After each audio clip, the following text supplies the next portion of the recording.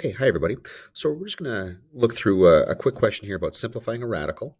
And in this case right here, I'm going to do something that's kind of mirrors what I was doing in some previous questions that I've looked at in this context here. I could pretty quickly apply that square root to the values inside the radicand here. But that's because these are relatively small numbers, are fairly straightforward, fairly simple.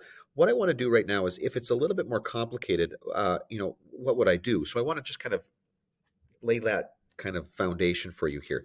So I might take a look at that 16, and I'm going to write that in terms of its prime factors. And I know that 16 has got four twos as its factors. 2 times 2 times 2 times 2 is going to give me 16. Now, I see an a to the fourth there. That means I've got a as a factor 4 times. And then b cubed means I've got b as a factor 3 times.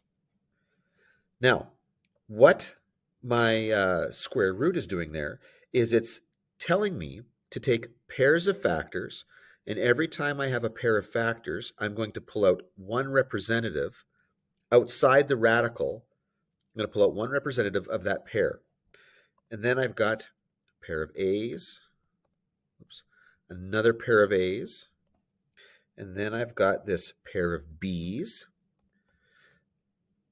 But then I've got this extra B back here that isn't paired up. And because it's not paired up, I cannot pull everything out of that radical. And so it stays behind.